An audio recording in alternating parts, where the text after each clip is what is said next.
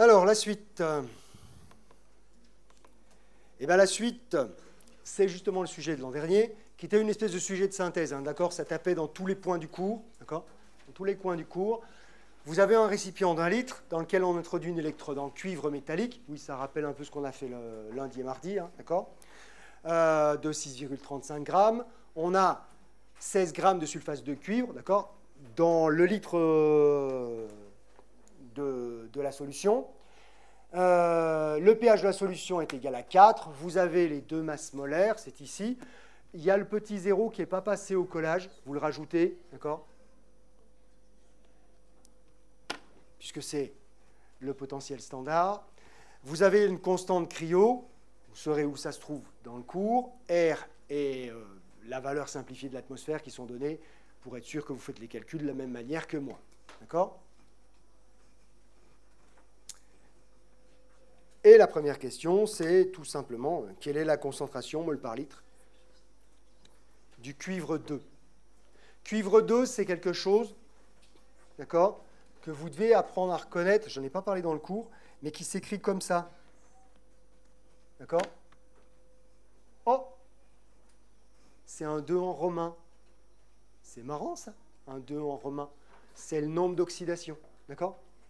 On dit cuivre 2 parce que Cu2+, son nombre d'oxydation, il a perdu 2 électrons. C'est 2. Et que ça s'écrit traductionnellement en chiffres romains. Voilà. C'est quasiment instantané, ça, comme réponse. Quasiment instantané. Moi, je vais prendre du temps. Hein. D'accord ? Je prends toujours du temps pour faire la correction.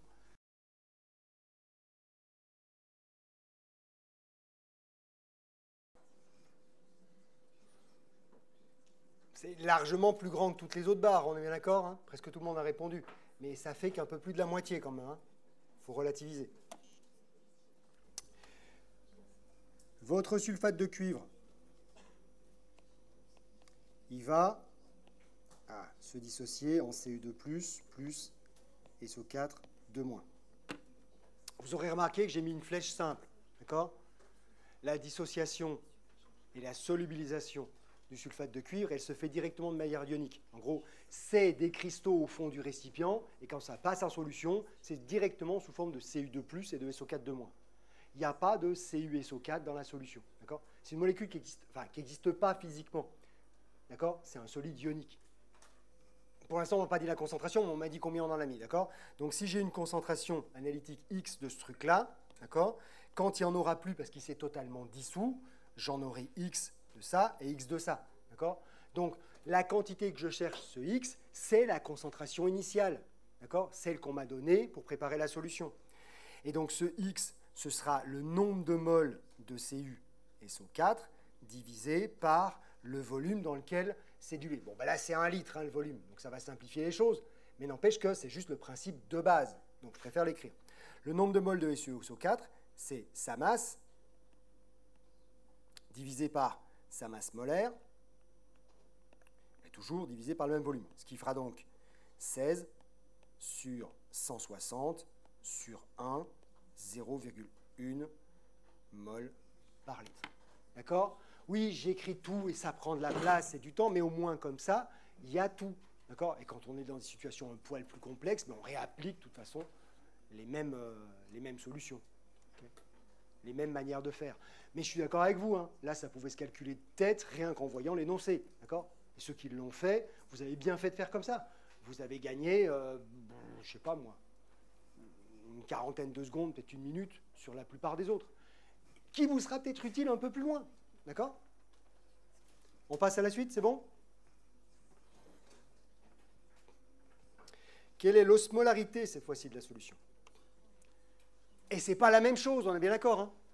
Là, c'était la concentration d'une espèce. Maintenant, on veut la somme des concentrations des espèces physiquement présentes dans la solution. Enfin, osmotiquement actives, physiquement présentes dans la solution. D'accord? Voilà. J'ai eu une question, je ne sais plus si dans un groupe de cette année ou si c'était précédemment, j'en sais rien sur. Mais comment je sais que c'est SO4 2-, que ce n'est pas du S et puis du O2- ou des machins, un truc comme ça? Ben, vous le savez parce que je viens de vous le montrer, quoi. Voilà. Non, je sais que ça a l'air un peu une boutade, mais ce n'en est pas une. On le sait parce qu'on l'a déjà vu. Voilà. On sait que les nitrates, c'est NO3-, parce qu'on a déjà vu la molécule de l'ion nitrate. D'accord? On sait que l'ion ammonium, c'est NH4+, parce qu'on l'a déjà vu. Ça ne se devine pas. D'accord?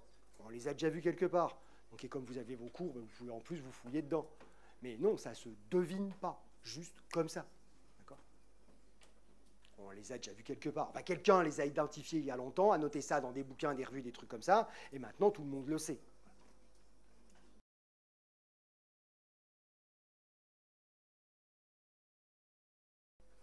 Ah, les dernières réponses, vous avez un peu pourri le score, là. Hein. C'était nettement plus. Hein. On était à plus de 60%. Hein. C'est pas honte? Ceci étant dit, vous n'avez pas tous répondu tout à fait au hasard, parce qu'il n'y a pas le même pourcentage partout. D'accord?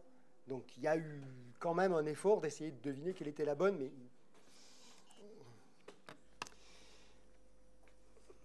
Ce qu'on a, c'est Cu, SO4. Ça, on sait, qui donne du Cu2+, plus du SO4 de moins. Moi, je l'aurais écrit parce que je ne l'avais plus. Hein, d'accord?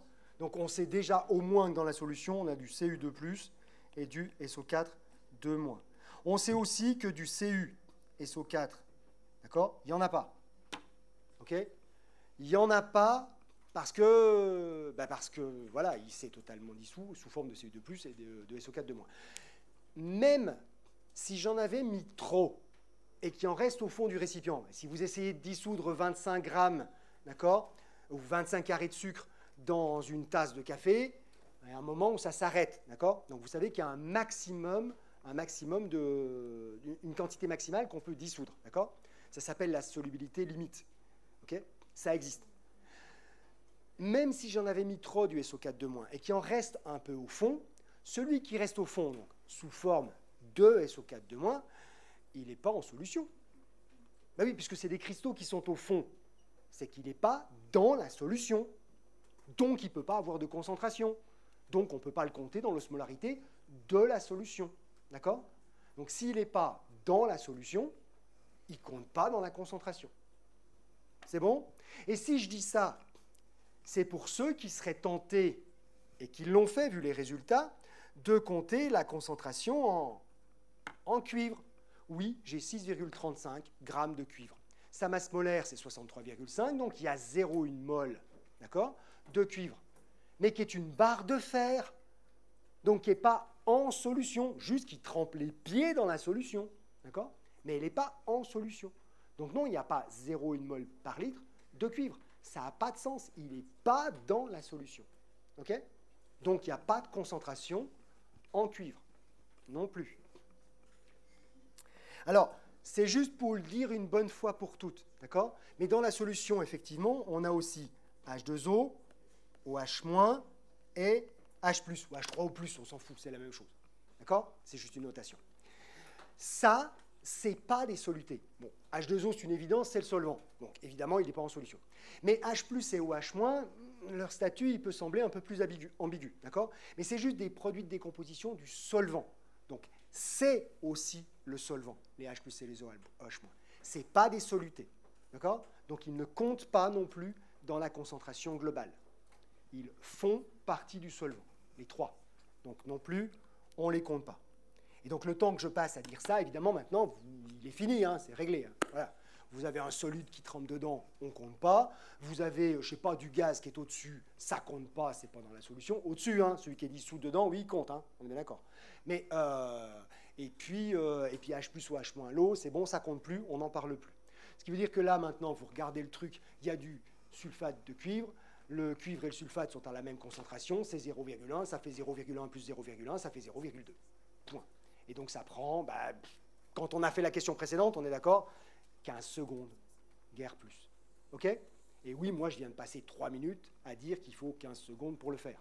Mais c'est histoire que ce soit clair pour tout le monde et qu'il n'y ait plus à revenir dessus.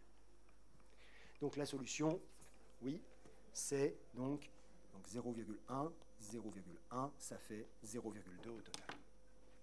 Ça va? C'est bon? On passe à la suite? Parfait. Quelle serait la température de congélation? Ben oui, on a une osmolarité. Oh non, et c'est une osmolarité qu'on a là. Pour calculer delta T, il faut une osmolalité. Redonnez un coup d'œil aux unités enfin à l'unité qui est fournie pour delta T, enfin pour K, la constante cryo. Elle est donnée en Kelvin, os, mol par litre. D'accord? Elle est donnée en osmolarité. Donc, c'est bien, on peut utiliser ce qu'on vient de calculer. On n'est pas obligé de convertir ça en osmolalité. Okay? Bon, d'autant que ici, ça ne poserait pas vraiment problème puisqu'on a une solution aqueuse qui est diluée. D'accord? On a une concentration qui est faible. Donc, la valeur numérique de l'osmolalité et de l'osmolarité, c'est la même chose. D'accord? Ça ne poserait pas de souci. Mais bon, on n'a même pas besoin de le faire puisque le K cryo, il est donné directement en osmolarité.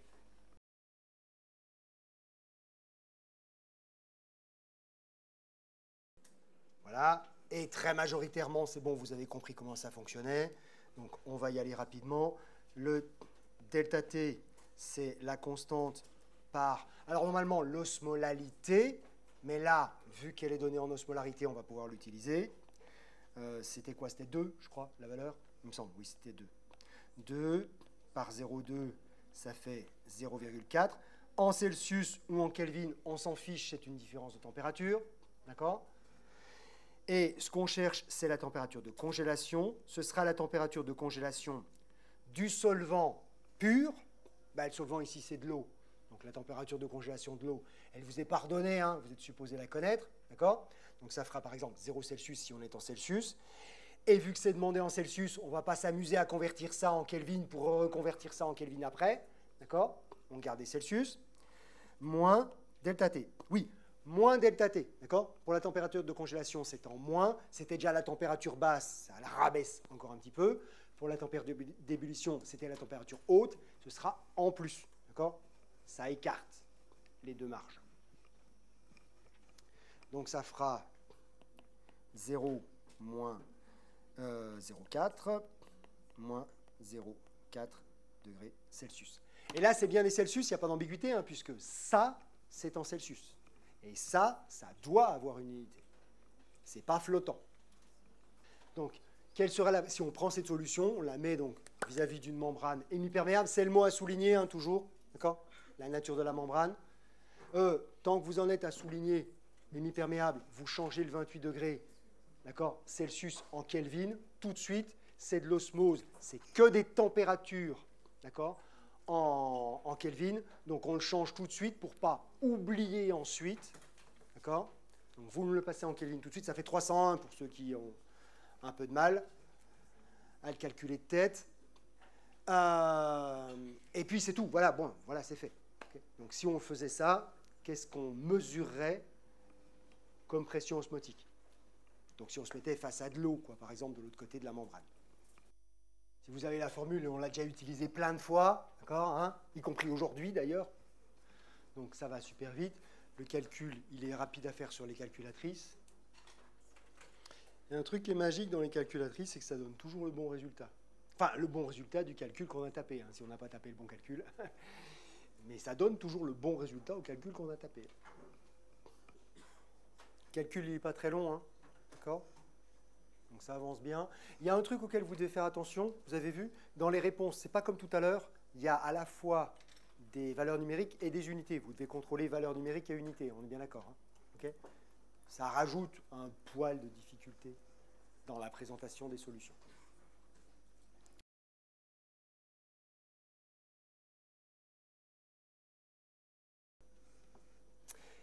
Est-ce que vous trouvez que des fois, je suis un peu lourdingue en répétant tout le temps la même chose? Hein?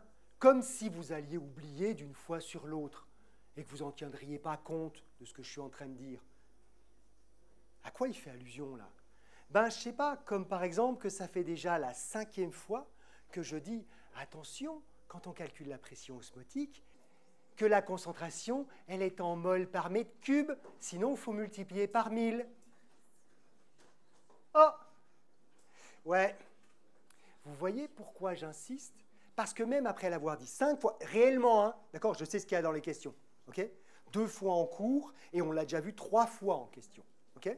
Et ben, voilà, il y a la moitié d'entre vous qui ne l'ont pas fait, d'accord? Qui ont pris l'osmolarité, 0,2, multiplié par R, 8, multiplié par 300, 301, et ça fait 500. Mais non, d'accord? Parce que le 0,2, il est en mol par litre, d'accord? Donc, il faut multiplier par 1000. OK? Donc, mon pi, oméga, RT, ça on est bien d'accord. Mais si ce oméga, il est par litre, on doit multiplier par 1000. Et là, ça fait 499 000 et des broquilles, d'accord? 500 000 pascal. C'est-à-dire, effectivement, 5 bars.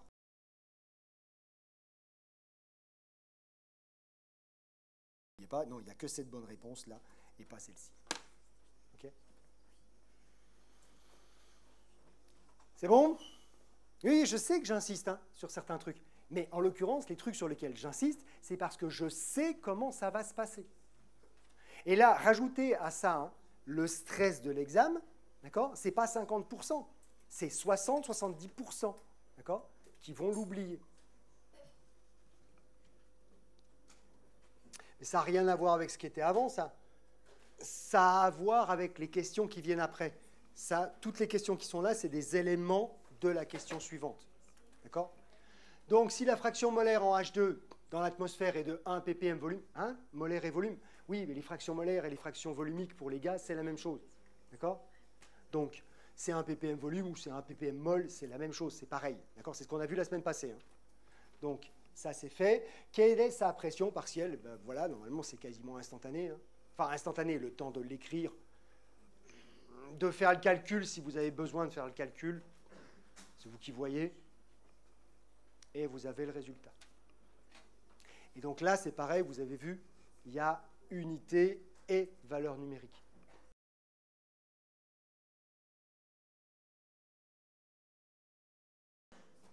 Alors normalement, on devrait avoir exactement le même chiffre pour la réponse A et pour la réponse C, puisqu'il faut donner les deux réponses, d'accord, pour avoir tous les points.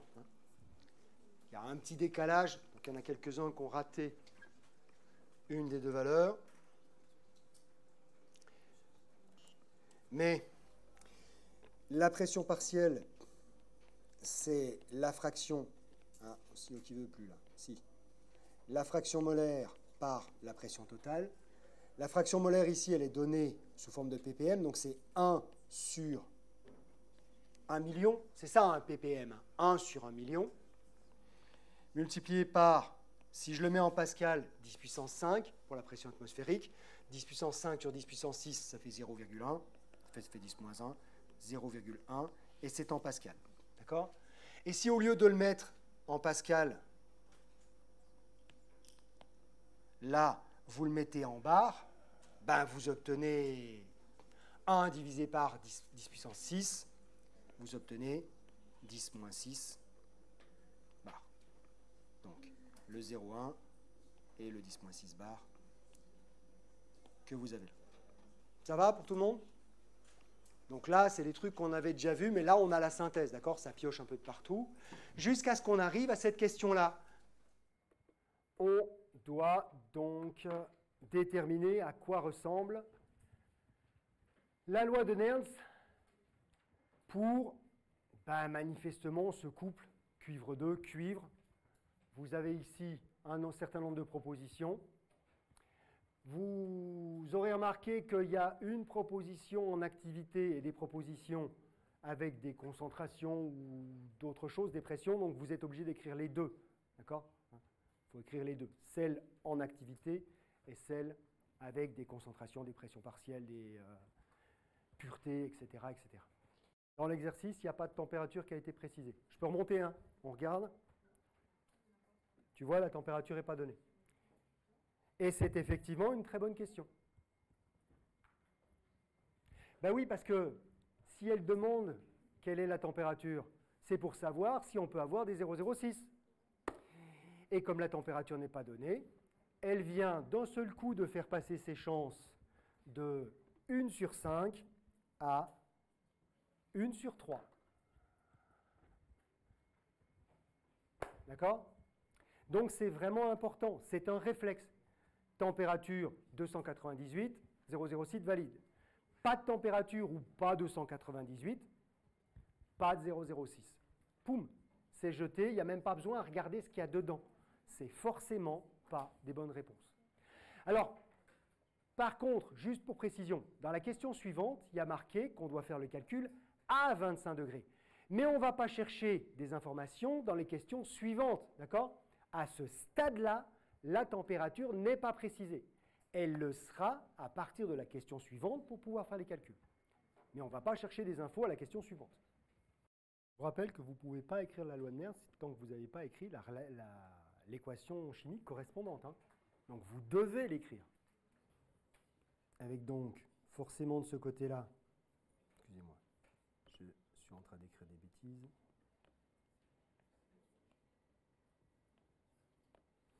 De ce côté-là, Cu2+, d'accord? De l'autre, Cu. Pourquoi? Parce que là, c'est 0. Là, c'est plus 2, donc c'est bien dans ce sens-là. Il suffit de rajouter les deux électrons. Évidemment, là, on ne perd pas de temps à équilibrer, ça se fait tout seul. D'accord, on peut l'écrire directement. Ça va de soi.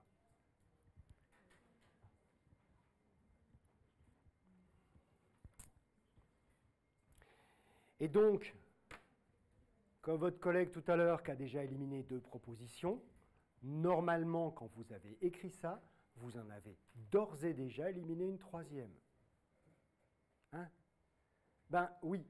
Comment voulez-vous qu'il y ait du H2 ou des H+ qui apparaissent dans le quotient des activités de la réaction alors qu'il n'y en a pas dans la réaction?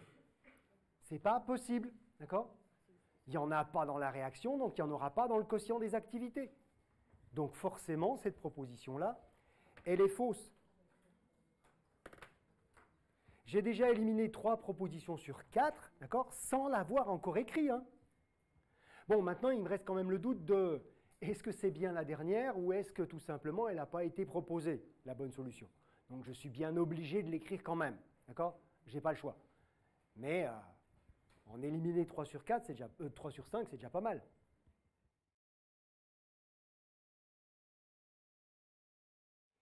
Et c'est pas mal. Voilà, d'accord? Bon, avec votre collègue, on avait éliminé pas mal de propositions qui étaient fausses quand même, hein? OK? Donc ça aide. Mais c'est pas mal, d'accord? Ça commence à aller, dans le mieux. Alors, donc le delta E qui sera égal à delta E0. Alors, qu'on mette le delta ou pas ici. J'ai appuyé sur le mauvais bouton. J'ai bien changé d'écran, mais ce n'était pas sur le bon. Qu'on mette le delta ou qu'on ne le mette pas, ici, c'est accessoire. On n'est pas obligé de le mettre puisqu'on est en train de parler d'une électrode. D'accord? Donc formellement, ce n'est pas une différence puisqu'il n'y en a qu'une. Sauf que pour mesurer cette électrode, on a bien été obligé de la mettre en face de quelque chose. Donc on l'a bien mesurée par rapport à quelque chose. Par rapport à quoi? Par rapport à l'électrode normale à hydrogène. D'accord?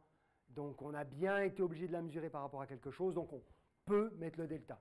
Mais si vous ne le mettez pas, c'est parfaitement correct puisqu'on parle d'une seule électrode. D'accord? Un couple, c'est juste une électrode. Donc on a le droit. Donc moins RT sur 2F ou NF, hein, puisque là il y a un F, ln log népérien, 2. Alors en termes d'activité, j'aurai l'activité du cuivre sur l'activité de Cu2+, par l'activité des électrons. Donc effectivement, ce n'est pas ce que j'avais là-haut. Si maintenant, ce quotient, dans ce quotient des activités, à la place des activités, je remplace par ce qui se trouve dans le tableau, donc pression partielle, concentration et tout ça, j'aurai de simple, pour le cuivre, il est en solution, ce sera sa concentration. Formellement, sa concentration divisée par la concentration de référence, mais qui est égale à 1, donc on ne l'écrit jamais. Par 1, puisque les électrons ils vont être où? Dans l'électrode de cuivre, d'accord? C'est le seul endroit où ils peuvent être. L'électrode de cuivre, c'est un conducteur, état de référence, c'est bon, c'est réglé. Ce sera toujours le cas, hein, d'accord? Il n'y a aucune chance que vous ne soyez pas dans un de ces cas-là. On pourrait avoir des électrons qui ne sont pas dans leur état de référence quand ils sont, par exemple, dans un arc électrique. Okay? Mais on n'est pas dans une situation de pile ou de cellule d'électrolyse dans ces cas-là. Donc ça ne vous concerne pas. Pour vous, les électrons ils sont dans un conducteur, donc dans leur état de référence, et ça règle le problème. Et puis pour le cuivre, le cuivre, c'est un solide. Les solides, leur activité, c'est gamma sera égal à 1, parce qu'on ne va pas s'embêter, par leur fraction molaire. J'ai aucune raison d'imaginer que ce bloc de cuivre n'est pas pur, d'accord? Donc sa fraction molaire, ce sera 1. Ça fait 1. D'accord? Voilà. Et maintenant, si ce n'était pas un bloc de cuivre qui était pur, et on vous dit par exemple que c'est un bloc de cuivre qui est à 980 pour 1000, d'accord? Ben, vous mettez 0,98, puisque sa fraction, ce sera 0,98. Voilà, d'accord? Donc si ce n'était pas un bloc pur, vous mettez ici sa pureté en fraction molaire, et puis voilà. C'est pas plus dur que ça. Ok? C'est aussi simple que ça. Mais là, il n'y a pas de raison d'imaginer qu'il n'est pas pur, donc vous mettez 1. Et si on a 1 sur CO2, c'est cette solution-là, donc cette solution est effectivement valide. C'est bon? Ça va pour tout le monde? On avance? Alors maintenant, il suffit de faire le calcul. Donc on reprend la formule. Hein. Delta E égale delta E0 moins... Moi je la réécris. Hein, RT sur 2F ln de 1 sur CU de plus. Vous mettez les bonnes valeurs à l'intérieur. C'était 0,34 moins... On est à 25 degrés ici. D'accord? Donc j'ai le droit de prendre 0,06. Donc divisé par 2, hein, puisqu'il y a 2 électrons. Log décimal de 1 sur 0,1. C'était la valeur qu'on avait déjà calculée précédemment. D'accord? Vous faites le calcul qui peut se faire de tête, d'ailleurs, dans le cas présent. Mais vous avez tout intérêt à le faire à la calculatrice, d'accord? Ne serait-ce que pour vérifier qu'effectivement, vous arrivez à le faire à la calculatrice sans vous foutre dedans. Ce n'est pas anecdotique et ce n'est pas une plaisanterie, d'accord? C'est juste être sûr que vous y arrivez. Donc, je vous en prie, faites-le voir le calcul pour être sûr que ça passe bien. J'avance à la bonne question. Vous pouvez envoyer vos réponses. On est sur la bonne proposition. Quand on a 25 degrés, RT sur F multiplié par 2,3, c'est-à-dire quand on passe en log décimal, ça fait 0,06. Voilà. Le calcul, ça fait 0,06. R, c'est 8,315. T, c'est 298. F, c'est 96 500. Tu fais le calcul, tu multiplies par 2,3 parce que tu vas changer le log népérien en log décimal et tu vas trouver, tu fais le calcul, 0,592 et des broquilles. 0,06. OK? Mais ça fait cette valeur-là que si tu es à la bonne température. Tu changes la température, tu n'es plus à cette valeur-là.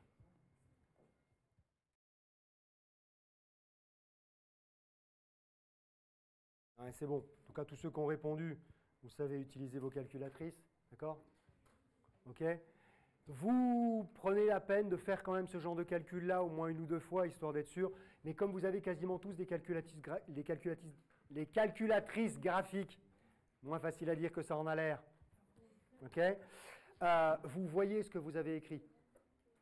Ce qui est plutôt un avantage par rapport à vos collègues des années un peu en avant, 5-6 ans en arrière, où ce n'était pas des calculatrices graphiques. Et justement, où c'était plus facile de faire des erreurs. J'oublie une parenthèse, j'oublie de mettre 1 sur machin chose, ça ne se voit pas. Vous voyez encore ce que vous avez tapé. Okay? C'est un peu plus facile, un peu moins trompeur, voilà, on va dire.